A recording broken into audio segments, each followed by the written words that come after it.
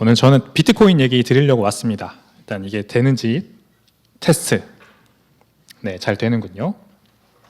바로 넘어가도록 하겠습니다. 지금 맨 앞 슬라이드가 지나갔는데 글로벌 경쟁에서 밀리는 대한민국이라는 말이 써 있었습니다.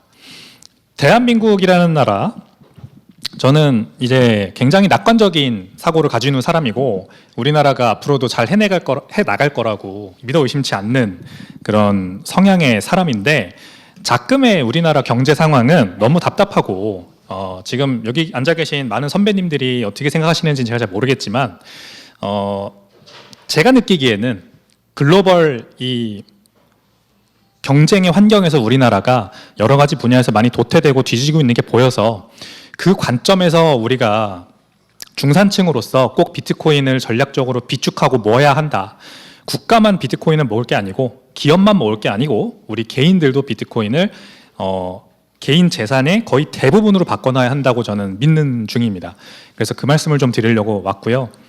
그래서 이 모습은 제가 얼마 전에 홍콩에 가서 비트코인 컨퍼런스 아시아 연사로 올라갔을 때 모습입니다.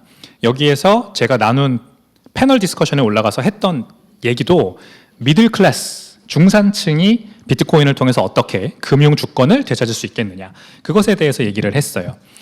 이제 미들 클래스, 중산층에 대해서 오늘 비트코인 필요성에 대해서 얘기를 할 건데, 여기 이제 중산층이 계신지 제가 일단 확실치가 않습니다. 혹시 고소득 중산층 이상의 1분위 소득계층에 계신 분들은 오늘 제가 드리는 말씀이 좀 와닿지 않으실 수 있으니까 그냥 안 들으셔도 괜찮습니다. 근데 내가 이제 중산층인 것 같다라고 생각하신다면 한번 좀 심각하게 들어봐 주시면 감사하겠습니다. 이게 제가 홍콩에 가서 찍은 사진입니다. 양쪽에 보면 이렇게 건물들이 있죠? 제가 묵었던 호텔 근처에 전경이고, 홍콩 혹시 가보신 분? 대부분 가보셨네요. 완차이란 지역 아시나요? 완차이란 지역입니다. 딱 그 홍콩 섬에 그 컨벤션 센터 바로 밑에 있는 중심가죠. 홍콩 섬에서도 완전 중심가. 근데 중심가 치고는 건물이 굉장히 낡았어요. 그죠? 이런 건물들이 즐비하고, 이제 여기는 제가 3박 4일 동안 있으면서 아침을 먹었던 식당입니다. 저희 호텔 앞에 있는 식당이고, 요런 게 이제 조식 메뉴로 나와요. 아침 식사 메뉴였습니다. 저게 오른쪽에 있는 게 면이에요. 면이 보이지 않지만 면이 안에 숨어 있습니다. 그리고 상추 이파리 2개가 둥둥 떠 있고 돼지고기 이제 올라가 있는데, 저거랑 왼쪽에 있는 소세지, 계란, 그 다음에 빵 토스트 한 조각 해가지고 47 홍콩 달러. 저게 이제 커피까지 이렇게 있군요. 그래서 47 홍콩 달러가 나옵니다. 한 1 홍콩 달러가 180원이니까 대략 10,000원 정도 한다 보시면 되겠습니다. 저렇게 해가지고 이게 대표적인 이제 서민 이제 식사죠. 그래서 그거를 이제 경험을 했고, 이렇게 커피도 제가 아침마다 이렇게 사가지고 호텔방에서 마셨다, 그런 얘기를 드리고 싶었습니다. 이제 전통적인 홍콩 사람들의 서민 식사, 그리고 완차이 지역에 있는 요 거리 모습. 여기가 이제 그 아파트 입구예요. 완차이 그 메인 스트리트. 홍콩 사람들은 퇴근길이나 출근길에 보면은 그냥 요런 데로 이렇게 쑥 들어갑니다. 그리고 출근길에는 이런 데서 이렇게 나와서 어디로 가요. 이게 되게 신기하더라고요. 여기 되게 허름하고 이게 뭐지 싶은데, 이게 다 위에 이렇게 아까 보여드렸던 건물들에 이런 건물들에 이제 모여서 사는 겁니다. 그리고 입구가 이제 여기서 보이는 이런 입구가 이제 있는 거죠. 네, 이렇게 생겼습니다. 골든 힐 커머셜 맨션, 헤네시 로드. 네, 굉장히 낡았습니다. 이런 데 들어가서 이제 사는 사람들이 다 이제 우리 같은 사람들이라고 보시면 돼요. 여기 이제 중산층들이시라면은 우리나라 중산층, 그래도 경기도권에 가서 국평 아파트 정도, 그래도 보유든 전세든 월세든 아니면 어쨌든 그런 괜찮은 이제 환경에서 살고 있는 우리나라 사람들이 볼 때는 굉장히 열악한 환경에서 사실 살고 있는 거죠. 아니, 홍콩이라는 나라는 우리나라보다 훨씬 GDP도 높고 금융 선진국, 아시아의 금융 허브 아닙니까? 근데 왜 이런 데서 사람들이 사나? 자, 안에 들어가 보면 이렇게 생겼습니다. 쪽방격인 분할 아파트 스퀘어피트당 평균 월세가 일반 주택보다 더 높다. 분할 아파트 평균 월세가 5,000 홍콩 달러라고 합니다. 5,000 홍콩 달러. 5,000 홍콩 달러 한 1 홍콩 달러가 180원이라고 치면은 그냥 대충 2배 해가지고 한 10,000불 정도, 만 원? 아니, 뭐라고 해야 되지? $10,000? 그죠? 1,000만 원. 100만 원? 100만 원으로 보면 되겠죠? 5천 홍콩 달러. 근데 이게 3.3평이에요. 여기 이제 세 가족이 이렇게 3.3평짜리 방에 이렇게 사는 겁니다. 밥 먹고 있는 모습이죠. 요거를 이제 3.3평이니까 우리가 곱하기 10을 해가지고 30평 정도로 한번 계산을 해보면 대충 월세가 얼마인지 계산이 되시죠, 그죠? 저 정도 방에 살려면은 한 100만 원 월세. 이거보다 10배 큰 방, 한 30평 정도 되는 방에 살려면은 한 1,000만 원 내야 된다, 홍콩에서는. 그러니까 말도 안 되는 겁니다, 집값이 진짜. 그러니까 이제 이런 데서 사는 거죠. 너무 월세가 비싸니까. 자, 근데 이게 저는 우리나라의 미래라고 생각을 해요. 우리나라도 이렇게 될 것 같아요. 이제 홍콩은 홍콩 달러의 환율은 미국 달러화와 정확히 연동이 돼 있습니다. 그래가지고 미국 달러화가 계속해서 기타 주변국 통화 대비해서 절상될수록 홍콩은 그래도 인플레이션을 좀 덜 받고 버틸 수 있었어요. 게다가 아시아의 금융 허브였기 때문에, 게다가 무역의 중심지였고, 홍콩은 계속해서 고도 경제 성장을 해왔죠. 물론 우리나라도 마찬가지였습니다. 우리나라도 수출 대국으로서 전체 GDP의 60%를 수출이 담당을 하고 있고, 제조업 경기의 부흥과 그 다음에 뭐 금융 선진국이라고는 할 수는 없지만 그래도 커가는 그런 제조업 경기 덕분에, 제조업 산업 덕분에 금융시장도 해외 자본시장으로부터 굉장히 많이 조망을 받아서 견조하게 경제 성장이 잘 이루어져 왔죠. 홍콩과 이렇게 궤를 맞춰서. 근데 홍콩이 꺾였습니다. 언제 꺾였냐? 코로나 때 제대로 꺾였죠. 그래서 홍콩에 있는 한 1,000개가 넘는 패밀리 오피스, 부자들의 자금을 매니징 해주는 그 아주 작은 부티크 펌들이죠. 이런 곳들이 돈을 싸들고 싱가포르, 두바이로 다 떠났습니다. 물론 이제 코로나 때문만은 아니에요. 중국의 이제 영향도 있을 것이고, 뭐 자본 통제에 대한 그런 우려, 이런 것들 때문에 홍콩이 이제 금융 허브로서 역할을 뺏기니까 인플레이션은 인플레이션대로 터지고 더 이상 자본은 시장에 들어오지 않고, 그러니까 항생 주가 지수 같은 게 이제 지난 5년 동안 굉장히 안 좋았죠. 그래서 서민들의 삶이 팍팍해지고 있는 거예요. 사실 돈 많은 부자들은 이미 땅도 가지고 있고 건물도 가지고 있고 주식도 가지고 있어서 인플레이션과 같이 내 재산도 올라가요. 우리 인플레이션이 터진다는 거는 그냥 마트에서 사는 달걀값만 올라가는 게 아니지 않습니까? 보통 자산 인플레가 먼저 오죠. 그래서 주식 올라가고 부동산 올라가고, 그 다음에 소비재, 그 다음에 뭐 재화, 서비스 이런 거 가격이 따라 올라가는 겁니다. 그래서 홍콩은 지금 정확히 그 끝단에 가 있어요. 양극화의 끝단에 가 있는 모습이 제가 홍콩에 자주 출장을 가는데 갈 때마다 보입니다. 제가 항상 홍콩에 가면은 택시를 타거나 뭐 우버를 불러서 타고 다니면은 그 드라이버님들께 항상 물어봅니다. 혹시 이거 투잡이시냐? 그러면은 100이면 100 전부 다 맞다고 합니다. 도저히 그냥 하나의 직업만 가지고는 월급만 가지고는 저런 월세를 낼 수가 없는 거예요. 그러니까 우버 뛰고 그 푸드판다, 뭐 딜리버리 이런 거, 우리나라 배민 같은 거 이렇게 뛰고 3잡, 4잡, N잡을 하는 분들이 거의 미들 클래스, 중산층 중에는 대부분입니다. 자, 반면에 여기가 이제 제가 홍콩에서 어떤 비트코인 아시아 컨퍼런스의 위성 이벤트가 있었어요. 거기에 그 행사가 열렸던 센트럴에 있는 아주 높은 고층 건물에 있는 옥상에서 찍은 사진입니다. 이분은 제가 누군지 모르는데 뭐 아주 여유가 넘치죠. 제가 앞서 보여드렸던 쪽방에 사는 세 가족과는 아주 다른 그런 모습을 보여주는 중입니다. 기가 막히지 않습니까? 의리의리한 마천루들이 들어서 있는 홍콩의 센트럴 전경이고요. 이런 데서 이제 일을 하는, 홍콩은 그래서 이런 데서 일하시는 분들은 상황이 괜찮아요. 그래도 금융 선진국에서 고액 연봉 받고 나름 그래도 괜찮은 그 거주 생활을 하고 있는 분들도 많습니다. 이런 분들은 근데 문제가 아니에요. 문제는 그래서 저는 이제 여기 제가 이렇게 앉아 있고요. 이런 이벤트를 했었는데 행사장에 모여 있는 이런 분들 거의 다 금융권에서 온 분들이더라고요. 비트코인 트레저리 전략 기업들에 대한 뭐 아젠다를 가지고 이렇게 패널 디스커션을 하는 자리였는데, 여기 모이신 홍콩에 사시는 많은 금융권 종사자분들은 전혀 걱정할 게 없다. 그분들은 뭐 연봉 3억, 5억 우리나라 돈으로 받아가면서 이제 뭐 괜찮은 데서 살면서 이렇게 홍콩에서 충분히 잘 살 수 있습니다. 투자도 잘 하시니까 뭐 연봉만 버는 게 아니겠죠. 보너스도 받고 주식 투자해서 돈도 벌고 코인 투자도 하고 이런 겁니다. 그래서 저도 홍콩에 머무는 마지막 날 4박 5일을 있었는데 3박 4일은 그 완차이에 있는 낡은 호텔에서 지냈고 마지막 날은 르네상스 호텔이라고 5성급 호텔에서 하루를 지냈습니다. 그래서 저도 이렇게 홍콩 부자 행사를 좀 해봤어요.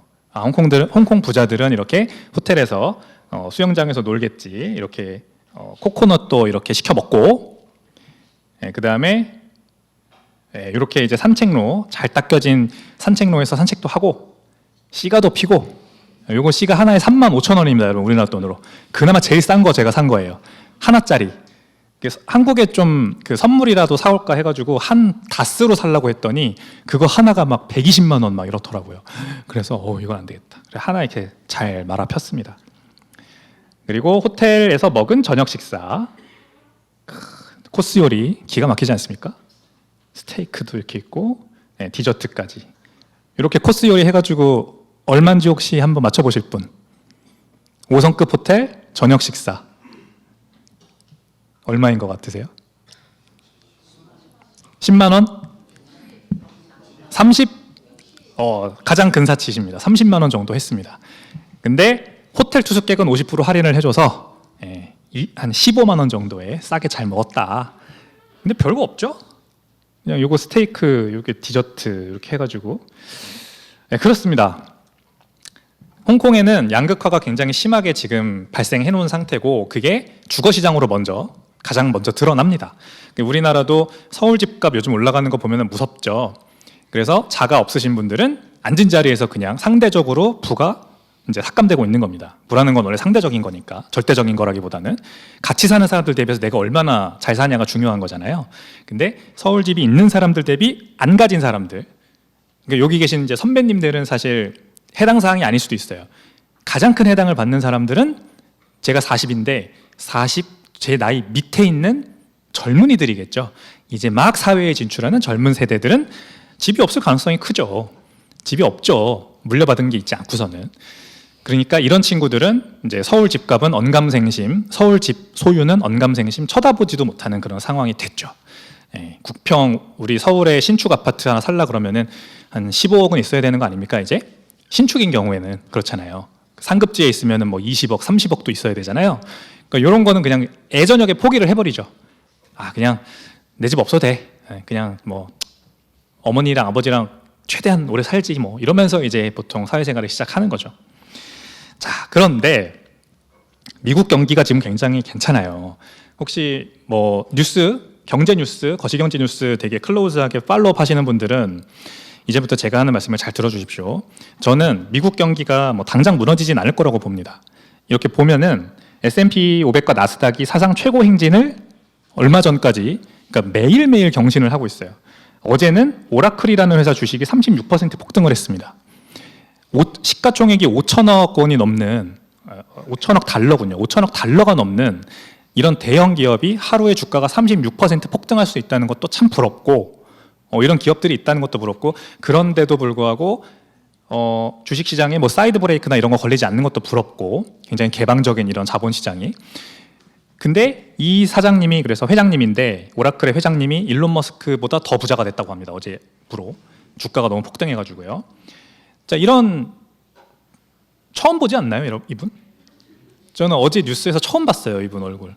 이름은 몇 번 들어봤는데 근데 일론 머스크보다 더 부자가 됐다는 거예요. 그러니까 미국이란 나라는 그런 나라예요. 아직도 수조 원대, 수십조 원대 부자가 매일매일 탄생하고 있는 그런 나라입니다. 그래서 직접적인 이유는 8월 PPI 하락 금리 인하 기대 때문이라고는 하는데 자, 오라클이 기본적으로 뭐 하는 회사예요, 여러분? 데이터 센터 짓는 회사입니다. 그러니까 데이터 센터는 왜 짓죠? AI 때문에 짓죠. AI가 이 S&P 500과 나스닥 지수를 계속해서 끌어 올라가게 하고 있는데 그 과정에서 뭐 맨날 주가가 오르는 엔비디아만 주가가 오르는 게 아니라 이런 뭐 오라클이 신생 기업은 아닙니다만 그래도 잘 못 들었던 기업인데 갑자기 36%씩 빡빡 이렇게 주가가 오르는 폭등하는 그런 기업들이 아직도 나온다는 거는 무슨 말이에요? 상승장이라는 거예요. 상승장이 끝나지 않았다라는 거예요.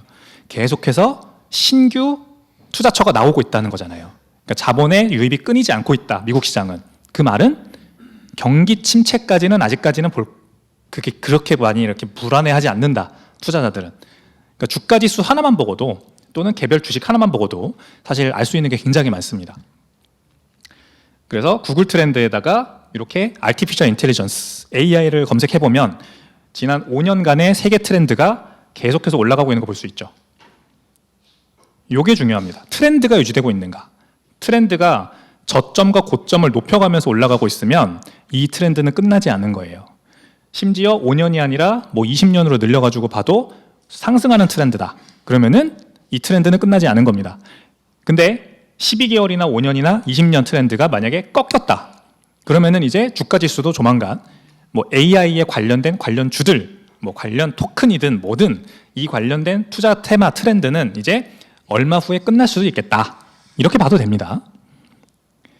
자, 그리고 얼마 전에 이 샘 올트만이 오픈 AI의 창업자죠. 많은 팟캐스트에 등장해서 챗GPT가 굉장히 돈을 많이 벌고 있어가지고 지금 자기도 깜짝 놀랄 정도로 AI 성장 속도가 무섭다라는 얘기를 했어요. 그래서 여기 사라 프라이어 오픈 AI 최고 재무 책임자가 AI 수요 폭증에 따른 컴퓨팅 자원 부족 문제가 지금 새 과제로 떠오르고 있다. 그리고 챗GPT는 7월 매출이 처음으로 10억 달러를 넘어섰다. 유료 구독자 수가 500만 명을 넘었다. 대규모 데이터 센터 건설을 추진 중이다. 이런 얘기를 했습니다. 그러니까 미국의 AI 트렌드는 여전히 꺼지지 않았다는 걸 여기서 또 볼 수가 있는 거죠. 크레도 테크놀로지라는 회사가 있습니다. 혹시 들어보신 분? AI 주식 좀 투자하시는 분들은 알 수도 있습니다.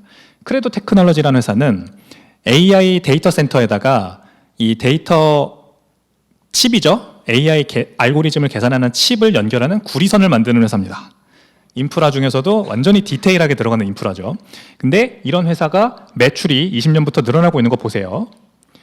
결국 데이터 센터가 엄청나게 많이 지어져야지만 가능한 거고 그 데이터 센터를 만드는 데 있어서 효율성, 경쟁력 이런 것들을 도모하기 위해서 기업들이 엄청나게 인프라 투자를 하는데 크레도가 만드는 구리선이 이제 데이터나 전력의 로스가 좀 덜한 상태로 훨씬 효율적으로 데이터 센터 운영이 가능하다는 거예요. 그래서 이런 회사의 주가가 저는 이제 매출 차트만 가져왔지만 주가도 아주 그냥 작년부터 보면은 불을 뿜고 있습니다. 처음 들어보셨죠? 저도 처음 들었습니다. 이번에 자료 만들면서. 이런 회사들이 나타나고 있다는 거죠. 이제 맨 처음에는 오라클이 어제 36% 폭등했다는 거 보여드렸고. 자, 그래서 무슨 말을 하려고 하는 거냐. S&P 500 지수가 지난 2020년부터 계속 이렇게 추세적으로 오르고 있는데 이게 끝나는 거는 언제일까요, 여러분? 이제 꺾일 수 있겠죠? 뭐 이때도 잠깐 꺾이긴 했는데 이건 기준금리 인상 때문이고 이게 이제 한참 더 오르다가 꺾여서 윈터가 온다. 그러면은 아마 AI 트렌드가 끝나는 거가 아마 그 시작이 될 겁니다. AI가 더 이상 매출이 안 나, 수익이 안 나, 더 이상 확장 가능성이 없어. 예, 어느 정도 이제 거품이 쌓이다 보면 그런 얘기가 나올 텐데 아직은 아닌 것 같아요. 그러니까 지수도 이렇게 계속 올라주는 거고 이 지수를 잡아 끌어올리는 매그니피선트 7 주가들도 주식들도 주가 계속 오르는 거고 그 다음에 그것만 오르는 게 아니라 순환매가 또 돌면서 다른 AI 데이터 센터 뭐 기타 등등 기업들도 계속 주가가 오르는 자 요렇게 미국 주식시장이 활황인 가운데는 이제 결말 부분에서 말씀드리겠지만 비트코인도 상승장이 끝나지 않습니다. 비트코인은 시가총액이 2.5조 달러 그리고 미국 주식시장은 120조 달러 정도 됩니다. 120조 달러 더 훨씬 덩치가 큰 시장에서 이렇게 상승이 계속 이어지고 있는데 비트코인 같이 규모로 따지면 굉장히 작은 그런 시장이 상승장이 먼저 끝나진 않아요. 항상 주도하는 장이 먼저 상승장이 끝나고 그 다음에 비트코인 같은 작은 시장도 그 다음에 끝나는 겁니다. 그걸 기억을 해주시고 자 그래서 이제 미국 주식시장 얘기를 드렸습니다. 굉장히 좋아 보이죠? 좋습니다. 상황 좋아요. 미국 경기가 뭐 침체가 오네, 뭐 기준금리 인하를 하네 마네 뭐 이런 얘기는 사실 그렇게 중요하지 않습니다. AI발 트렌드가 꺾이느냐 안 꺾이느냐 이거를 기억을 하시면 돼요. 자, 근데 우리나라는 이제 어떻게 되나 보시죠. 오늘이죠? 오늘 코스피가 3,300 넘었죠? 어제였나요? 제가 코스피를 팔로우하지 않아가지고 코스피가 아무튼 신고점을 뚫자 이렇게 이제 기사들이 막 쏟아졌어요. 박스피를 탈출했죠? 근데 개미들이 인버스 ETF에 대거 베팅을 했대요. 여기 코덱스 200 선물 인버스, 코덱스 인버스 이건 2배 레버리지네요. 이 두 개가 각각 당일 순매수액이 1,083억 원과 254억 원으로 나타났다. 9월 10일 하루 개인 투자자들이 가장 많이 사들인 종목이 바로 이거랍니다. 그러니까 코스피가 3,300을 뚫고 신고점을 형성한 그 순간 개미들은 인버스에 투자를 했어요. 그러니까 하락에 베팅을 한 거죠. 이유가 있을 겁니다. 여기에도 증시 사상 최고치 경신에도 공매도 대기 자금이 100조를 돌파했다. 공매도는 하락에 베팅하는 거죠. 그러니까 우리나라 증시가 지금 3,300 신고점 갔다 이렇게 좋아할 것만 아니라 이걸 봐야 돼요. 왜 100조나 공매도 자금이 들어왔느냐? 공매도는 다 기관이 하는 거잖아요. 개인이 하는 게 아닙니다. 우리 앞서는 이제 그 인버스 레버리지 ETF에 개인이 많이 투자했다. 그 다음에 기관들도 공매도 대기 자금 100조가 들어와 있다. 이 말은 국내 증시가 곧 꺾일 거라고 본다는 거예요. 그러면 이번에 3,300 코스피 왜 넘었을까요, 여러분? 이런 상황이라면 너무 뻔하지 않나요? 왜 올랐는지 혹시 왜 올랐다? 네, 그렇죠. 기관들의 차익 실현. 그건 약간 결과고 직접적인 원인은 미국에서 PPI가 예상치를 하회했잖아요. 인플레이션이 괜찮을 것 같다. 그 말은 9월 FOMC에서 기준금리 인하할 것 같다. 그것 때문에 그냥 국내 증시로 많은 해외 자금이 쏟아져 들어온 겁니다. 차익 실현을 위해서 말씀하신 대로. 자, 그래서 이제 이거 아시죠, 여러분? 한국 정부의 세제 개편안에 대해서 글로벌 투자사들은 채찍만 있고 당근은 없다고 지적을 했어요. 무슨 개편안이죠? 대주주 요건 강화 개편안. 지금 이제 대통령은 다시 그거 안 할 수도 있다라고 얘기를 하긴 했지만 지금 요 며칠 동안 아주 난리였죠. 그래서 글로벌 IB들, 인베스트먼트 뱅크들이 한국 투자 비중 축소를 권고하는 중이었어요. 지난 8월부터. 대주주 요건이 강화되면은 없던 세금이 생기는 거니까 있는 자금도 떠나갈 판이다. 이제 이런 상황인 거죠. 그래서 요 위원님께서 이제 뭐 어떤 바보가 걱정하겠나. 근데 청원은 8만 명을 넘었다고 합니다. 대주주 기준을 50억 원에서 10억 원으로 강화하는 개편안. 이게 이제 대통령은 안 하겠다고 했지만 뭐 아직 결정된 건 아닙니다. 그래서 할 수도 있어요. 이제 하게 되면은 우리나라 자본시장에서는 더 많은 해외 자본이 떠나갈 수도 있습니다. 대주주 요건 너무 강화되면은 없던 세금이 뭐 0원 내던 세금이 4억 원, 5억 원 이렇게 내야 되는 상황이 될 수도 있기 때문에 그렇고요. 근데 단순히 그냥 그런 대주주 요건 강화 때문에 지금 자본이 빠져나가는 것만은 아니에요. 단순히 그것만은 아닙니다. 이제 우리나라 증시를 떠받치는 펀더멘탈이 어떤지를 봐야 되는데 대기업 10곳 중 6곳 하반기 신규 채용 없거나 미정이다. 지난해보다 규모를 축소한다. 이런 뉴스가 나오고 있고 8월 취업자는 늘었어요. 전체 취업자는 늘었는데 30대가 33만 명 쉬었대요. 역대 최대랍니다. 청년층 일자리 22만 명 감소했습니다. 8월 달에. 여기 이제 20만 명대 감소라고 했는데 정확히 8월 달에 청년층 일자리는 22만 개 감소했습니다. 그것도 역대 최대치입니다. 그러니까 전체 취업자 수가 는 게 문제가 아니고 청년층이 취업난에 시달리고 있다는 게 문제인 거죠. 그게 이제 문제입니다. 그 말은 기업들이 신규 채용을 안 하고 있다는 거예요. 옛날에는 은행이며 뭐 대기업이며 삼성전자, 네이버 이런 것들이 다 공채를 돌렸죠. 근데 이제는 공채를 잘 안 뽑아요. 1년에 한 번, 두 번 뽑던 기업들이 아예 그냥 공채를 올해는 건너뛰자 이런 식으로 넘겨버립니다. 그리고 다 경력직만 뽑아요. 사람 남이 뽑을 필요 없다. 신규는 필요 없다. 신입들은 필요 없다. 그냥 경력자만 상시적으로 채용한다. 이런 식으로 가니까 청년층 취업률이 낮아지는 거죠. 청년층의 취업률이 낮아지고 청년층이 돈을 못 번다. 자, 그러면은 앞서 말씀드린 것과 굉장히 연결되는 겁니다. 뒤에 계속 더 말씀드리면 미 관세 부과의 내년 우리나라 성장률이 0.6%포인트 뚝. 그래서 이제 떨어진 것만 여기 나왔지만 내년 성장률 예상치가 지금 현재 0.5%입니다. 또는 어떤 기관은 마이너스 성장할 거다라는 결과를 낸 기관도 있어요. 그 이유는 뭐래요? 수출, 철강, 자동차, 기계 중심으로 대미 수출 급감 우려.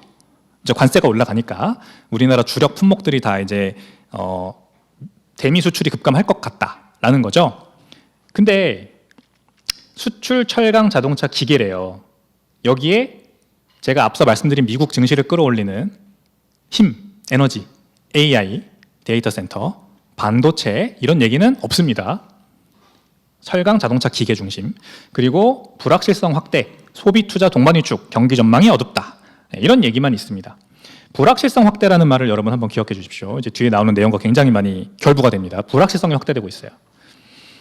자, 지방 아파트 12채 팔아도 서울 똘똘한 한 채 못 산다. 집값 초양극화. 지방 아파트를 내가 12채 갖고 있어도 그걸 다 팔아도 서울에 한 채도 못 사는 상황입니다.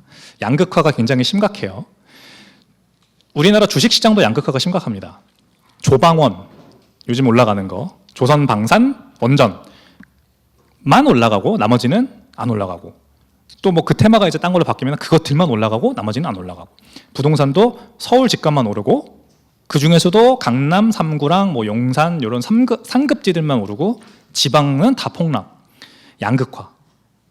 우리가 미들클래스, 중산층과 뭐 상위 고소득 그 부자들의 소득 격차만 지금 얘기하는 게 아니라 자산 시장도 양극화로 지금 올라가고 있는 거예요. 뒤에도 나오겠지만 아까 S&P 500도 AI 기업들이 다 자바꾸로 올리고 있어가지고 몇몇 종목만 올라가고 모든 S&P 500의 500 종목이 다 올라가는 게 아니에요. 그런 지금 양극화가 벌어지고 있다는 거를 한번 기억해 주시고 봐주시는데, 자, 옆 나라 일본은 어떠냐? 올해만 321조 원을 쓴대요. 1기업들 설비 투자 2년 연속 사상 최대다. 그래서 이 NTT라는 기업이 있습니다. 여기가 아마 우리나라 KT 같은 통신사일 거예요. 근데 여기가 전년 대비 21% 증가한 2조 5,300억 엔을 책정하며 2년 만에 투자액이 올랐대요. 근데 어디에 투자한대요? 데이터 센터와 기지국 확충을 위한 대규모 자금 투입한다. 정확히 미국이 하는 대로 하고 있죠. 우리나라는 이런 게 없을까요? 그러니까 우리나라가 어려운 거예요, 지금. 더 앞으로도 어려워질 겁니다. 미국은 지금 AI 산업 때문에 저렇게 부흥을 하고 있는데, 주식시장은, 그리고 경기도, 일본도 물론 제조업도 세지만 이렇게 1기업들의 설비 투자가 AI 데이터 센터로 들어가고 있는데, 우리나라는 그냥 관세 때려 맞고 수출 경기 안 좋다, 전통 산업들, 철강, 조선, 이런 것들 안 좋다, 이런 얘기만 지금 나오고 있는 중이에요. 그러니까 답답한 거예요, 사실. 자, 그리고 에너지 업계도 투자 증가를 보였다. 에너지 업계가 투자 증가를 하는 이유는 당연히 전력이 많이 필요하니까. 일본의 데이터 센터들 잔뜩 짓고 그거 돌리기 시작하면 전기 당연히 많이 필요하겠죠. 그러니까 에너지 기업들도 굉장히 많이 투자가 늘어나고 있는 겁니다. 그래서 일본 도쿄 증시 니케이 보시면 2020년부터 파란색 선 올라가는 거 보세요. 밑에 있는 거는 코스피입니다. 최근에 좋죠? 근데 전고점을 아직 못 뚫었습니다. 이제 살짝 뚫었습니다. 그러니까 회복 수준인 거예요. 회복 수준. 항상 주식을 하든 코인을 하든 여러분 트렌드를 보셔야 돼요. 단기적으로 올랐다 내렸다 이거 타이밍 보려고 하지 마시고 적어도 5년 추세를 보세요. 추세. 고점과 고점을 연결해서 상승 트렌드냐, 저점과 저점을 이어서 뭐 상승 트렌드냐 하방 트렌드냐, 이거를 봐야 됩니다. 근데 니케이는 지금 명확하게 상승 트렌드죠. 여기 저점 찍고 저점을 높여가면서 올라가고 있잖아요. 여기 잠깐 꺾였지만 고점을 높여가면서 올라가고 있는데, 코스피는 최근에 상승했지만 여기를 지금 간신히 이제 넘은 거잖아요. 그러니까 트렌드는 없는 거예요, 지금 사실 코스피에는. 그러면은 이게 언제 꺾여도 이상할 게 없는 거죠. 이런 말씀을 드리고 싶은 거고, 경제 규모는 절반인데 대만 증시 시총 한국 넘었다. 대만 GDP가 우리나라 GDP의 1년 GDP의 딱 절반입니다. 근데 대만 증시 시가총액은 우리나라 코스피의 2배예요. 이 아이러니한 상황. 외국인 투자자들을 꾸준히 끌어들이며 자본시장을 키운 대만 시총 글로벌 10위권으로 뛰어올랐어요. 우리나라는 이거의 절반밖에 안 됩니다. 다 TSMC 덕분이에요. 그죠? 그러니까 삼성전자가 우리나라 코스피 대장주잖아요. 삼성전자 주가가 TSMC에 완전히 진 거예요. 경쟁에서. 반도체 경쟁에서. 그러니까 우리나라 코스피가 못 가는 거고, 상대적으로 대만 증시 뭐죠? 취권인가? 그거는 엄청나게 올라가는 겁니다. 그래서 좀 보이시나요? 이 글로벌 역학 구도가 우리나라가 지금 굉장히 좋지 않은 상황에, 그러니까 증시만 보더라도 확실하게 우리가 알 수 있고, 그 나라에 살고 있는 우리들의 삶의 생활 수준이 앞으로 상대적으로 홍콩은 논외고 대만, 일본, 그 다음에 이제 뒤에 나오는 중국과 비교해서 어떻게 될지를 우리가 진짜 고민을 많이 해봐야 돼요. 중국 경기 안 좋다고 다들 알고 계시죠? 안 좋아요, 안 좋아요. 실제 안 좋은데 지난 5년 동안 워낙 안 좋았어요. 그래서 다시 리바이벌 하려고 하는 모습이 보입니다. 바로 이런 거로. 알리바바가 며칠 전에 AI 매출 급증하면서 주가가 하루에 19%가 뛰었어요. 근데 직접적인 이유는 엔비디아 칩 이제 필요 없다. 알리바바가 직접 AI 생산 칩을 생산하기 시작했다라는 뉴스가 나오면서 하루에 19%가 뛴 겁니다. 자, 이러면 중국도 AI 산업 트렌드에 올라탄 거죠. 더 이상 엔비디아 칩 필요 없어. 우리 자급자족할 수 있어. 그리고 딥시크 같은 거 이미 만들잖아요. 딥시크 예전에 만들어가지고 그날만 엔비디아 주가 30% 떨어진 거 기억하시죠? 자, 이거 보셨나요, 여러분? 이거 KBS 다큐 보신 분? 안 보신 분들 계시면은 꼭 보세요. 유튜브에 다 올라와 있거든요. 공대에 미친 중국, 의대에 미친 한국. 이거 한 4, 50분짜리. 그러니까 1부가 이제 중국 얘기고 2부가 한국 얘기인데 진짜 재밌습니다. 그리고 이걸 보시면은 이게 다 중국인들이에요, 지금. 졸업식입니다. 고등학교 졸업식인 걸로 알고 있어요. 대학교 졸업식인가? 뭐 아무튼 중국인들은 대학교 졸업하면은 연봉 3억, 5억 받으면서 중국의 실리콘밸리를 할 수 있는 션전이나 항저우 쪽에 있는 AI 또는 테크 기업들 취업합니다. 그래서 초봉이 1억, 그다음에 조금 이제 연차 쌓으면은 데이터 엔지니어링 이런 거 해가지고 3억, 5억씩 받아요. 그러니까 전부 대학교 졸업하면은 나 공대 갈래. 아니 대학교 갈 때 나 공대 갈래. AI 전공할래. 컴퓨터 엔지니어링 전공할래. 이러고 있어요. 근데 우리나라는 그 똑똑한 학생들이 고등학교 졸업하면 전부 의대를 갑니다. 치과 의사, 피부과 의사 이런 거, 성형외과 의사 이런 거 하려고 그래요. 그러니까 이미 여기서부터 지고 있는 거예요. 이런 상황입니다. 그러니까 중국 경기 지난 5년 동안 안 좋은 거 맞고 주식시장, 부동산 경기 다 박살난 거 맞는데 우리나라가 그렇게 될 날이 멀지 않았어요, 사실. 장기적으로 봐야 되니까. 자, 그렇습니다. 우리나라가 지금 굉장히 글로벌 역학 구도에서 밀리고 있는 모습 한번 설명드렸고, 두 번째 주제는 그래서 경기 침체가 왔느냐, 경기 침체가 왔느냐입니다. 저는 글로벌 경기가 불황을 지금 건너가고 있다고 생각을 해요. 불황의 한 가운데를 지나가고 있다고 생각해요. 그래서 불황의 가운데를 지나가다 보면 경기 침체가 오는 거예요. 경기 침체가 세게 오면 대공황이 오는 거고, 뭐 그 정도까지 아니면은 경기 침체 선에서 마무리 되겠죠.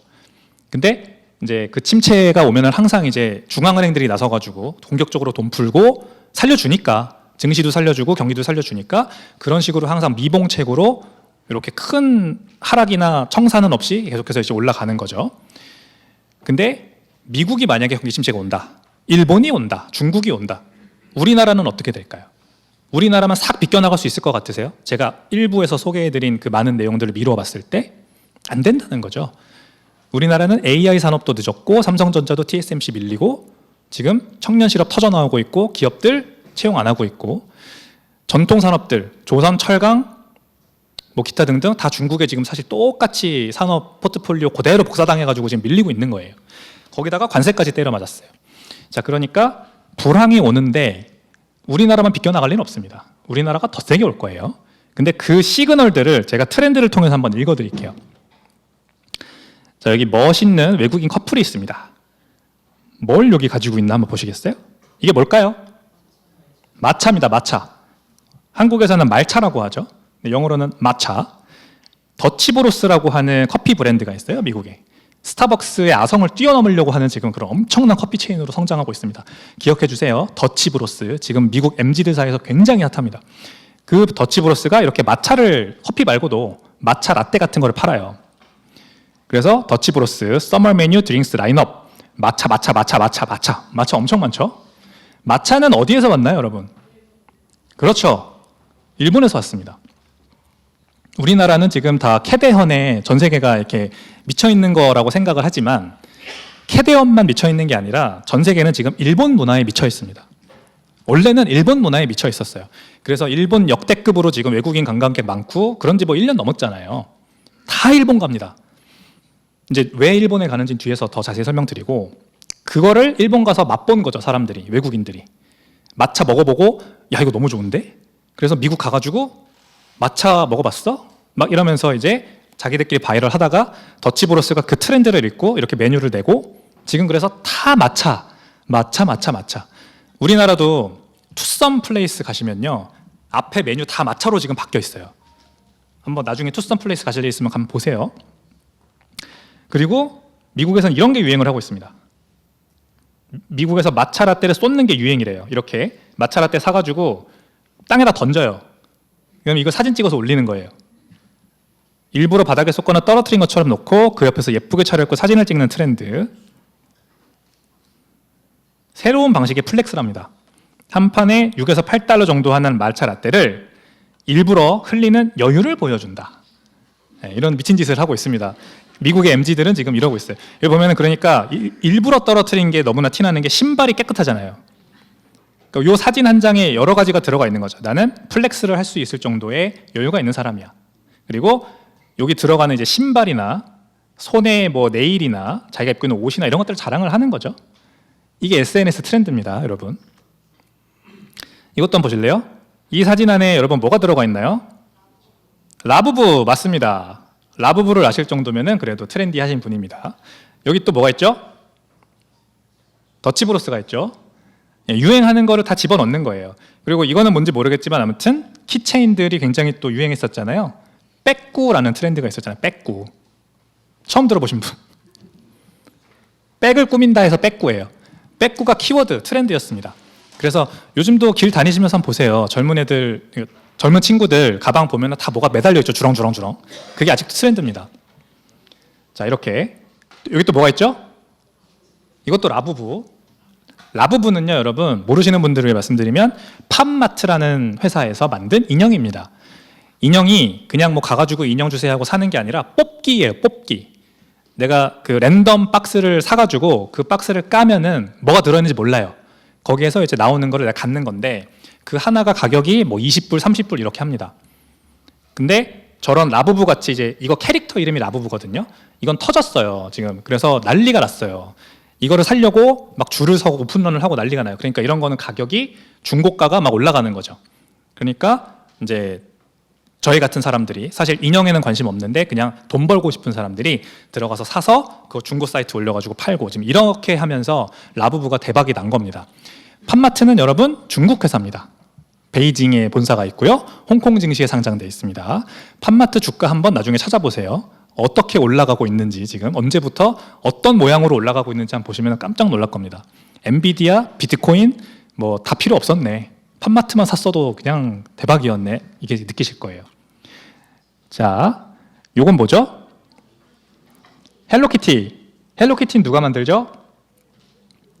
회사 이름 아시는 분? 산리오라는 회사가 만듭니다. 산리오라는 회사 주가도 한번 찾아보십시오. 어떻게 지금 되고 있는지. 그리고 팜마트, 여기 한국입니다. 참고로 한국에서 팜마트 매장이 여니까 이렇게 오픈런을 하고 있는 모습이에요. 나중에 팜마트 홍대에도 있고 지금 막 생기고 있는데 앞에 이렇게 줄 서 있다. 그러면은 야, 제가 오늘 말씀드리는 글로벌 경기 불황의 트렌드가 아직 끝나지 않았구나라고 아시면 됩니다. 바로. 자, 일본의 하라주쿠에 생긴 팜마트 매장 앞에도 이렇게 줄이, 이거 보세요, 사람 엄청나게 줄이 서 있죠. 그리고 일본에서 맥도날드에서 포켓몬 카드를 넣은 이벤트성 세트를 팔았었어요. 그랬더니 이렇게 줄을 서가지고 24시간 만에 끝났다고 합니다. 원래 3일 동안 하려고 했던 해피밀 이벤트인데 24시간 만에 종료. 왜 이럴까요? 지금까지 쭉 보여드린 걸 한번 생각해 보세요. 마차라떼, 그거를 사가지고 바닥에 던져서 사진을 찍는 SNS 행태. 그 SNS에다가 라부부와 뭐죠? 또 더치브로스 이런 거 딱 찍어가지고 올리는 행태. 그리고 이렇게 포켓몬 같은 거 되게 흔한데 이런 거 한번 이벤트를 하면 줄 서고 난리가 나는 이런 지금 트렌드. 그리고 러닝이 또 트렌드죠. 러닝 하시는 분, 달리기 한다. 저는 매일 아침마다 한 9km, 10km씩 뛰거든요. 제가 인스타를 잘 하진 않는데 가끔 인스타에 들어가 보면은 이런 것들이 많이 보여요, 요즘. 그러니까 내가 오늘 몇 킬로를 뛰었다라는 증빙샷들입니다. 요걸 이렇게 이제 이분은 스마트폰을 바닥에 놓고 그 위를 펄짝 뛰면서 사진을 찍고, 이분은 이렇게 서 있다가 찍는 거예요. 그리고 이분은 이제 예쁜 척 하면서 찍는 거고. 자, 이런 것들이 유행입니다. 러닝이 왜 핫하냐? 이런 것들이 유행이기 때문에 핫한 겁니다. 그래서 유통 패션 업계가 계속 뛰세요 제발, 불황 뚫는 러닝 열풍이다. 경기 불황에도 러닝 관련 상품 매출만 상승하고 있대요. 러닝이 핫해요. 요즘 굉장히 핫한데 요게 이제 더 이상 재미가 없어지면 아마 끝날 겁니다. 거의 확실합니다. 뭐 어떤 사람들은 러닝이라는 운동이 워낙에 접하기도 쉽고 뭐 건강에도 좋고 굉장히 접근성이 낮기 때문에 이 트렌드가 끝나지 않을 거다라고 얘기하는데 아닙니다. 그럴 리가 없습니다. 우리나라 사람들은 SNS에서 더 이상 재미가 없다. 그러면 이제 안 할 겁니다. 그래서 러닝 트렌드도 이제 뭐 곧 끝날 거고요. 근데 런닝 트렌드가 이제 또 계속 이어지고 있다는 그 반증이 하라주쿠 일본에 온이라고 하는 런닝 화를 파는 브랜드가 스토어를 열었더니 이렇게 또 줄을 서요. 이 온이라는 브랜드 들어보셨어요? 온 클라우드. 굉장히 비싼 런닝화 브랜드예요. 한 켤레에 30만 원씩 합니다. 그래서 이렇게까지 줄을 선다는 거는 일본 사람들이 돈이 많구나. 런닝하는데 무슨 런닝화 하나에 30만 원씩, 그죠? 이제 이런 거죠, 결국. 무슨 말씀을 드리고 싶은 거냐면 불확실성의 시대에는 소확행이 대세다. 이거를 트리트노믹스라고 해요. 트리트노믹스. 내 작은 행복을 추구하는 거. 콘서트 등 평생 한 번 경험에도 아낌없이 투자하는 거. 과거 불황에는 소비를 그냥 안 하죠. 그냥 싼 걸 삽니다, 사람들이. 그러니까 예를 들면 이런 거죠. 명품주가 막 날아가는데 이제 불황이 왔다. 그러면 명품 주가가 안 올라가고 뭐 자라, 유니클로 이런 이제 저가 의류의 주가가 올라가는 거, 이게 아주 단순한 불황형 장세의 모습이었는데 지금은 바뀌었어요. SNS의 영향과 MZ세대의 트렌드 때문에 그냥 싼 것만 사는 게 아니라 평생 한 번 경험에 아낌없이 투자합니다. 싼 것도 사지만 평생 한 번 할까 말까 한 경험에 아낌없이 투자하는 거예요. 그러니까 미국 MZ들이 왜 일본을 많이 가냐? 여행하러. 일단 다르잖아요. 자기가 살던 유럽이나 미국의 모습과 환경과 너무 다르잖아요. 일본에 그래서 막 가는 거예요. 그리고 일본 여행 가다 보니까 한국도 오는 거고. 그래서 캐대언 같은 드라마도 나오고, 지금 뭐 넷플릭스 보시는 분들은 아시겠지만 넷플릭스 보면은 일본 만화들이, 애니메이션들이 막 시리즈물 탑10에 계속 올라와 있어요. 몇 개씩. 이 트렌드가 지금 계속 몇 년째 이어져 오고 있는데, 이 안에서 뭐 블랙핑크나 이런 케이팝 가수들도 인기를 끄는 거고, 왜냐면 콘서트라는 게 워낙에 이제 좋은 경험이다 보니까. 그리고 마차도 그냥 마시는 게 아니라, 그냥 들고 다니는 게 아니라 SNS에 올려야 돼. 어떻게 올려야 돼? 최대한 자극적으로 예쁘게 보이게 이제 올려야 되니까 바닥에도 뿌려보고 뭐 옷에서 뿌려보고 막 이제 이러고 있는 거고. 그 마차라는 것이 원래 색깔이 또 워낙 예쁘기도 하고. 라부부 내가 샀다, 가방에다 매달고 다닌다, 이거 플렉스니까 이런 거예요. 그래서 불황형 소비예요. 이건 정확히 불황형 소비가 지금 지속되고 있는 겁니다. 그게 3에서 5년 정도 더 지속될 거다. 소확행 현상이 글로벌 대세로 자리 잡고 있다. 이렇게 이해를 하셔야 됩니다. 저 젊은 애들은 왜 저럴까? 라고 하시기 전에, 아시겠죠? 자, 그래서 이렇게 외국인들이 블랙핑크 지금 콘서트를 하면은 난리가 나는 거고요. 주가 차트, 1년 주가 차트입니다. 럭셔리, LVMH, 에르메스, 캐링 전부 다 내려가고 있죠. 리시몬 그룹은 까르띠에, 그 다음에 반클리프 아르펠 이런 보석 브랜드 가지고 있는 스위스 명품 업체입니다. 주가 안 좋죠. 스와치 그룹, 몽클레어, 프라다, 버버리, 전부 다 우하향하고 있습니다. 반면에 산리오, 제가 말씀드린 헬로키티 주가 보세요. 팜마트 보세요. 라부부, 빌드업 에어커샵, 미니소그룹, 반다이남코, SAMG, 엔터. 와, 이건 우리나라 상장사입니다. 핑크퐁 캐릭터 만드는 회사. 아세요? 핑크퐁? 자녀 있으신 분들은 아마 아실 거예요. 이런 게 유행이에요. 소확행. 내가 정말 힘들고 지금 팍팍하고 직업도 안 구해지고 죽겠는데 그래도 소확행, 내가 좋아하는 거 하나에는 정말 확실하게 소비하고 싶어 라는 트렌드의 반증이라 보시면 되겠습니다. 자, 그래서 경기 불황은 지금 우리가 이미 와 있어요. 경기는 이미 불황이 와 있습니다.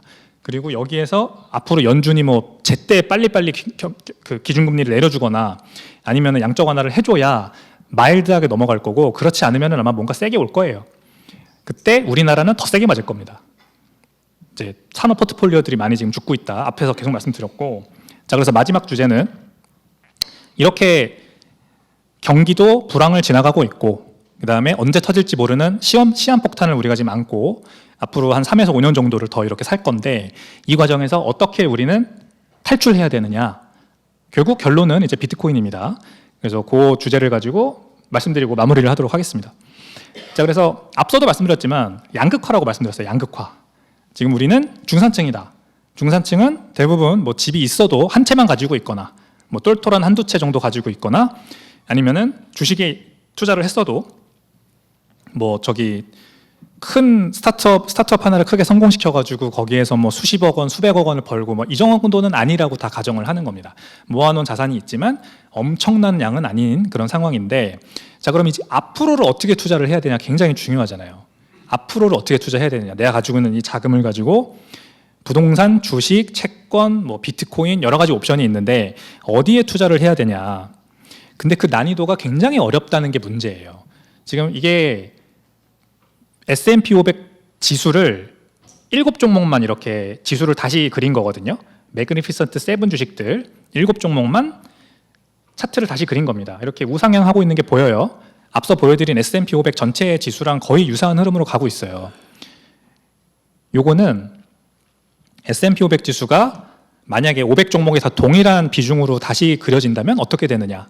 그래서 500 종목에 동일 비중을 주고 기존의 7종목이 이제 시가총액이 크니까 그 시가총액이 큰 비중대로 500을 S&P 500 지수를 그렸을 때 두 개를 비교하면 어떻게 되느냐를 그린 건데, 여기 2015년부터 이렇게 꺾이고 있죠. 꺾이는 거는 여기서 말하는 것처럼 큰 주식들이 작은 주식들 대비해서 더 주가가 많이 올라가고 있을 때 이게 꺾이는 거예요. 그러니까 S&P 500 종목 중에 상위 7개 종목만 가격이 오르고 나머지 493개 종목은 가격이 내리니까 상대적으로 못 오르니까 이게 이렇게 내려가는 건데, 이게 언제부터 내려가고 있어요? 추세적으로 15년부터 내려가고 있어요. 여기 잠깐 올라가다 다시 내려가죠. 엄청나게 빠르게 내려가고 있어요. 그러니까 이때부터도 2020년부터도 S&P 500 지수를 잡아 끌고 있는 원인은 주도주는 7개 종목이라는 거예요. 이게 양극화죠. 그러니까 정확히 양극화죠. 그러면 이제 우리는 어디에 투자를 해야 되느냐? 굉장히 복잡하지 않나요? 지금 가격이 이미 많이 오른 구글, 메타, 아마존 이런 데 투자를 지금 해도 되나? 비중을 늘려도 되나? 아니야, 좀 너무 많이 올랐어, 불안해. 그러면은 도대체 뭐에 투자해야 되지? 이런데 지금 트렌드가 나머지 493개 종목은 다 지금 썰려 나가고 있는데 도대체 어디에 투자를 해야 되냐는 되게 복잡하잖아요. 이 고민을 여러분들뿐만이 아니라 펀드 매니저들도 다 하고 있어요. 지금 똑같은 고민을 하고 있어요. 지난 1년 동안 내내 이 고민만 하고 있는 거예요. 자, 이거 보시면은 머니마켓 펀드라고 MMF 계좌 들어보셨나요? 주식 투자하시는 분들은 아마 다들 아실 거예요. MTS 켜면은 내가 현금 집어넣잖아요. 그럼 주식 사기 전에 대기 자금이 어디로 들어가요?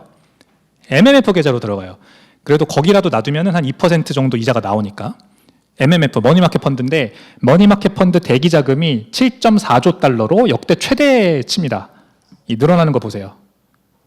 대기 자금, 주식 시장에 넘어올 거로 예상은 되는데 대기하고 있는 자금이 이렇게 급격하게 늘고 있는 거예요. 그러니까 개인이든 기관이든 뭐 누구든 지금 도대체 뭘 어떻게 해야 될지 모르겠다. 근데 일단은 뭔가 기준금리가 세게 내려오든 아니면은 또 이 위험자산 선호 심리가 돌아오면 내가 바로 뭔가 사야 되니까 MMF에는 넣어놓자. 이렇게 해서 대기 자금이 쫙 지금 들어가 있는 거예요. 그러니까 이게 어딘가로는 흘러가겠죠. 이 7.4조 달러가. 그게 지금 일부 가고 있는 곳이 바로 여기죠. 만약에 2025년 초에 금 투자하신 분들 계신가요?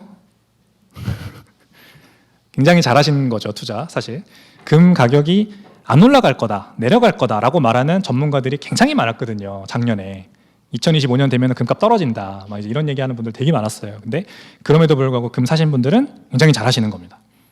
그래서 오늘 제 얘기를 들어주시고 이제 넥스트 골드인 비트코인을 사시면 됩니다. 이제 금이 많이 올랐으니까 금을 따라서 비트코인 따라 오를 거거든요. 그러니까 비트코인을 지금 사야 되는 건데 이제 금을 미리 작년에 사신 분들은 아마 그거를 빨리 깨달으실 거예요. 그래서 온스당 3,639달러까지 치솟으면서 지난 5거래일 기준 7%, 올해 들어서만 39%, 2024년 초 대비하면 79% 올랐습니다. 금이 제일 많이 올랐어요. S&P 500이든 뭐 비트코인이든 뭐 다 필요 없고 올해는 금의 해입니다. 불확실성의 해잖아요, 결국. 제가 앞에서 어떤 키워드를 기억하라고 말씀드렸어요. 불확실성이다. 불확실성이 계속 커지니까 대기 자금만 커지는 거고 MMF의 대기 자금만 쌓여가는 거고 그 중에서도 어딘가는 투자를 해야 되는데 그래서 넘어오고 있는 게 금인 거예요. 그리고 주식에 투자를 해야 된다면 굳이 주식에 투자를 해야 된다면 가장 안전한 매그니피선트 7 주식에나 계속 투자해 이러면서 완전히 양극화가 지금 벌어지고 있는 겁니다. 자산시장에도. 이런 상황에서 이런 상황에서 알트코인들의 자금이 잘 안 넘어오겠죠, 당연히. 그러니까 알트코인들이 그동안 안 좋았던 거예요. 요즘 이제 조금 픽업해서 올라오는 몇 개가 있는 거죠. 이더리움, 뭐 리플, 솔라나 최근에 뭐 5% 오르고 도지코인이 또 최근에 좋죠. 요 몇몇 종목만 이제 그나마 그동안 계속 내려오기만 했으니까 조금 이제 올라오는 건데, 결국 그들이 이제 막 불을 뿜고 올라가고, 그 다음에 예전처럼 알트코인 시장이 막 불을 뿜고 올라가려면 이런 것들의 상승세가 꺾여야 돼요. 이제 금 다 갔다. 매그니피선트 7 종목들 다 갔다. 그래서 걔네들이 꺾여야 돼요. 그러면 이제 순환매가 도는 거예요. 불을 뿜어야 되니까 막 이제 다음 재료를 찾아요. 그러면서 알트코인들로 들어오는 건데 쉽지 않을 것 같죠, 여러분? 경기 침체 우리 지금 지나가는 중이잖아요. 불황을. 이런 상황에서 위험자산 선호 심리가 갑자기 급격하게 막 올라갈 리는 없어요. 그러니까 굉장히 어려운 거예요. 어디에 투자를 해야 되냐. 근데 이제부터 알려드릴게요. 보시면 이 파란색 선이 나스닥, 미국 나스닥 지수고, 그 다음에 노란색 선이 금입니다. 2020년부터 이렇게 쭉 그려보면 이제 여기 캔들 차트로 되어 있는 게 비트코인이고요. 거의 동행하죠. 금 가격이 2020년, 21년, 22년 좀 이렇게 횡보할 때 나스닥이 크게 오르니까 비트코인이 따라 오르고, 꺾일 때 같이 꺾이고, 그 다음에 금 가격이 이제 2023년 이후로 픽업해서 올라오니까 나스닥이 따라 오르고 비트코인도 따라 올랐습니다. 물론 상승 하락 폭은 굉장히 크지만 나스닥 굉장히 크고 비트코인은 그보다 더 크죠. 그래서 최근에 이제 나스닥이 계속 연일 신고가 경신하고 있고, 그 다음에 금 가격도 6월 달부터 조금 횡보했으나 금 가격이 여기서 이제 3,600불을 뚫고 올라가고 있죠. 그러니까 나스닥도 또 따라 올라가는 거고, 나스닥은 이제 기술주 차트니까 뭐 위험 자산이라고 생각하시겠지만 그렇게 보시면 안 되고요. 나스닥은 매그니피선트 7이라 그냥 보시면 돼요. 그 주도주 7개. 그리고 비트코인이 지금 횡보하고 있죠. 횡보가 아니라 꺾였죠. 여기서 12만 4천 불 찍고 밑으로 꺾였어요. 그러면은 계속 꺾일 리는 없겠죠. 지난 5년간의 트렌드를 봤을 때 분명히 픽업해서 다시 올라올 겁니다. 그리고 올라올 때 아마 훨씬 더 큰 폭으로 오르겠죠. 금이나 나스닥 지수가 간 것보다. 어쨌든 동행하는데 비트코인은 크게 올랐다 크게 떨어지고 크게 올랐다 크게 떨어지고 이렇게 한다는 겁니다. 그리고 굉장히 아름다운 여성분, 미국의 MZ인데 지금 X를 보면은 이런 분들이 많이 늘어나고 있어요. 이렇게 말하는 분들이 뭐라고 해요? 금의 가치는 희소하고 생산하기 어렵고 돈의 가치를 지녔다는 믿음에서 나옵니다. 근데 비트코인도 똑같은 특성이 있어요. 근데 디지털인데다가 더 낫죠. 이러면서 미국의 MZ세대가 뭐 일본의 MZ세대도 그렇고 중국의 MZ세대도 그런데 젊은 세대들이 투자에 관심이 많이 늘어나가지고 투자를 어디에다 해야 되는지를 SNS에서 엄청 활발하게 논의를 합니다. 그런 비중이 많이 늘어나고 있어요. 그런 사람들이. 근데 금에 관심이 많아요. 여전히. 그래서 뭐 콩알금 모으기 이런 것도 틱톡이라는 데 들어가 보시면 콩알금이라고 한번 쳐보세요. SNS에서. 그러면은 요만한 1g짜리 콩알금들을 종로이가 금방 가서 사요. 내가 돈 될 때마다. 그 다음에 그거를 막 이런 다이어리 같은 데다가 이렇게 붙여가면서 나 오늘 얼마어치 금 샀음 막 이렇게 이제 다이어리 꾸미는 거, 이게 또 유행이에요. 그러다가 이제 다 모으면은 유리병에다가 모으고, 그런 트렌드가 이 MZ세대 사이에서 일어나고 있는데 이제 비트코인에도 눈을 뜨기 시작하는 거예요. 왜? 금이 왜 올라가나? 금은 왜 올라가지? 불확실성도 크고 돈이 너무 많이 풀리고, 그래서 인플레이션 터지고 결국 이거를 연준이 못 잡으니까 지금 뭐 기준금리 인하를 이제 한 해 만에 이러고 있는 거잖아요. 이거를 이해하고 나니까 그러면 금과 똑같이 희소성을 지녔고 영원 불멸하고, 그 다음에 아직 사람들이 잘 모르고 있으니까 기회도 더 높아. 비트코인은 2조 달러밖에 안 되는데 금은 15조 달러짜리 자산이잖아요. 그러니까 훨씬 낫네? 이렇게 생각하면서 지금 비트코인에 대한 관심이 MZ들 사이에서 올라오고 있는 겁니다. 그리고 거기에 부채질을 하고 계신 게 이분이죠. 누구죠? 맞습니다. 마이클 세일러. 지금 마이클 세일러가 맨날 쓰는 이 그림이 있어요. 이게 굉장히 유명한 그림인데 이분이 그린 건 아닌데요. 제시 마이어스라는 분이 그린 그림인데 이게 뭐냐면 여기 점 보이세요? 이게 비트코인이에요. 2조 달러 비트코인의 자산 규모 한 요 정도 됩니다. 전 세계 900조 달러 자산 시장에서 비트코인은 한 요 정도 점을 찍을 수 있는 정도 규모다. 금이 옆에 있죠? 16조 달러. 그 옆에 이제 아트, 그 다음에 자동차, 컬렉터블, 그 다음에 주식시장 이렇게 있고, 이제 메인은 여기죠. 330조 달러짜리 시장이 부동산입니다. 그리고 채권 시장이 300조 달러예요.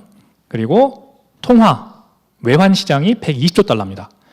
그래서 비트코인은 이렇게 잘 보이지도 않는 지금 규모인데 그래서 0.2% 정도 돼요. 이게 앞으로 어떻게 될 거냐? 전 세계 자산의 7%까지 성장할 거다 비트코인이 이렇게 봐요 마이클 세일러는.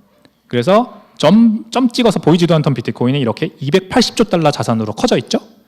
그리고 금보다 커져 있고 아트보다도 커져 있고 이제 통화 시장이 500조 달러, 채권 시장이 840조 달러, 부동산이 1360조, 주식 시장이 850조. 그러니까 다른 자산군도 다 성장을 한다는 거예요. 요거의 타임 프레임은 20년입니다. 2045년까지 글로벌 자산 시장이 900조 달러에서 4천조 달러로 성장할 동안 비트코인의 성장률이 가장 높아서 0.2%에서 7%가 될 거고 현재 2조 달러에서 280조 달러짜리 자산이 될 거다. 그러면 몇 배죠? 140배. 지금 현재 비트코인 가격이 10만 불이라고 치면은 140배니까 한 1,400만 달러 정도 되는 거죠. 개당. 이게 마이클 세일러의 추산입니다. 이 추산의 근거는 연평균 29%로 복리 성장할 때 연평균 29%. 굉장히 보수적인 사실 수치예요. 지난 10년 동안 비트코인의 연평균 성장률이 60%거든요. 근데 29%로 계산을 한 겁니다. 자, 이분이 바로 이제 그 그림을 그린 분이에요. 제시 마이어스라는 분인데 이분이 이제 제가 직접 찍은 사진입니다. 이번에 홍콩 비트코인 컨퍼런스에서 이런 얘기를 했어요. 비트코인을 사는 주체가 이제 앞으로 기업들일 거예요. 비트코인 트레저리 컴퍼니스. 이 컴퍼니스를 다 합쳐서 140조 달러짜리 산업이 될 거다. 그러니까 비트코인이 280조 달러짜리 시장이 되잖아요. 그 중에 절반, 140조 달러를 기업들이 비트코인을 가져갈 거다. 이렇게 얘기를 하는 겁니다. MSTR이 일단 대부분을 가져간다는 거죠. 91%. 그리고 나머지 기업들이 이제 있을 건데 결국 이제 전체 비트코인 트레저리 기업들 중에 마이크로 스트래티지가 70조 달러, 그리고 나머지 기업들이 70조 달러 이렇게 양분할 거다. 지금 이렇게 보는 거예요. 그러니까 MSTR 주식이 지금 현재 1조 달러가 안 되거든요. 시가총액이 70조 달러까지 시가총액이 70배 이상 늘어난다는 거고 그 다음에 이제 후발주자들이 있어요. 비트코인을 사고 있는 메타플래닛, 21, 나카모토 처음 들어보셨죠? 지금 비트코인의 커뮤니티 안에서는 이 트레저리 기업들 중에 넥스트 MSTR이 뭐냐가 가장 큰 관심사입니다. 기관 투자자고 개인 투자자고 할 것 없이 전부 다. 이 그림을 보시면 이해가 되실 거예요. 자, 비트코인이 2조 달러, 점이죠. 그리고 여기 스트래티지가 있습니다. 비트코인 트레저리 기업 스트래티지가 있어요. 어디에서 돈을 빨아오고 있죠? 채권 시장에서 돈을 빨아오고 있어요. 채권 시장은 318조나 돈이 몰려있는 거대한 풀입니다. 여기에서 스트래티지가 영구 우선주, 그 다음에 전환사채 같은 걸 발행해서 여기 있는 투자자들을 뽑아가지고 비트코인 시장으로 보내고 있는 거예요. 그러면 이 스트래티지가 타겟하는 고객은 누구예요? 채권 시장에 돈을 담그고 있는 투자자들이겠죠. 이 사람들은 어떤 성향을 가지고 있을까요? 안정추구형이겠죠. 채권이라고 하는 특히 국채 같은 무위험 수익이 발생하는 안전자산에다가 투자하고 뭐 연 4%, 5% 정도의 어떤 수익을 얻고 싶은 사람들이겠죠. 근데 지금은 이제 미국채 금리가 10년물이 한 4% 초반대, 30년물이 한 5% 되잖아요. 기준금리 내려가면 어떻게 될까요? 떨어지겠죠. 이제 앞으로가 문제인 거죠. 앞으로. 여기에 묶여있는 자금이 이제 기준금리가 내려가면 내려갈수록 채권금리가 떨어지면은 이제 기대 수익률이 내가 기대하는 수익률만큼 안 나올 텐데 실제 수익률이 그러면 어딘가로는 자금이 옮겨져야 돼요. 일부는 금으로 가는 거예요. 무위험 자산이니까. 근데 금보다도 더 좋은 게 스트래티지가 발행하는 컨버터블 노트, 전환사채 또는 영구우선주. 왜?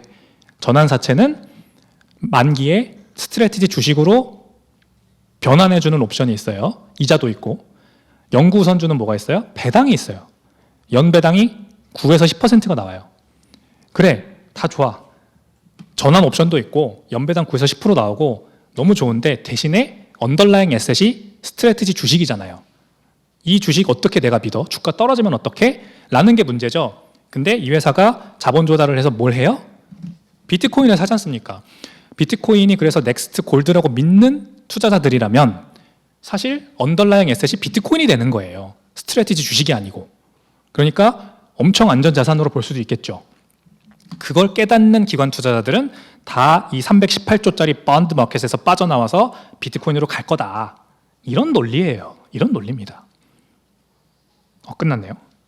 하나 더 있네요. 자, 그래서 앞으로 시간이 갈수록, 시간이 쭉 지나갈수록 가치가 올라가는 자산의 순위는 이렇게 변할 거다라는 제시 마이어스의 예상입니다. 가장 위에는 비트코인 트레저리 컴퍼니들이 있어요. 이 회사들은 비트코인도 가지고 있고 채권 시장에서 자금 조달을 해오는 거잖아요. 그래서 레버리지 효과가 있어요. 레버리지 효과, 내가 돈을 조달해서 비트코인을 더 사니까. 그래서 가장 수익률이 앞으로 좋을 거다라는 거고, 그 다음에 비트코인이다. 비트코인이 이제 그보단 덜하지만 많이 올라갈 거고, 그 다음에 주식들이 있을 거고, 그 다음에 금, 땅, 뭐 아트, 컬렉터블 같은 이제 희소성이 있는 자산들이 있을 거다. 요렇게가 이제 앞으로 투자할 자산군이라는 겁니다. 근데 이제 문제는 에쿼티는 굉장히 난이도가 높다라고 계속 제가 말씀을 드렸죠. 난이도가 높아요. 그리고 금 이미 많이 올랐어요. 자, 땅, 부동산 뭐가 문제예요? 과세하기가 너무 쉬워요. 과세하기가 너무 쉽다. 재산세를 내야 돼요. 이 국토라는 것에 짓는 거다 보니까 재산세를 내야 돼. 과세하기가 너무 쉽다. 근데 비트코인 같은 거는 이제 그런 거로 또 굉장히 자유롭죠. 내가 세금 내기 싫으면 옮기면 돼요. 어디로든.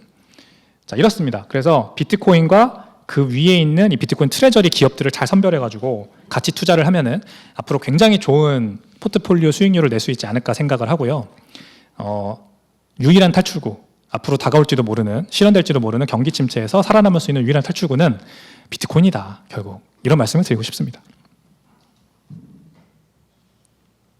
네, 마지막인 것 같아가지고 이렇게 끝내도록 하겠습니다. 긴 시간 경청해 주셔서 감사하고요. 감사합니다. 다음에 뵙겠습니다.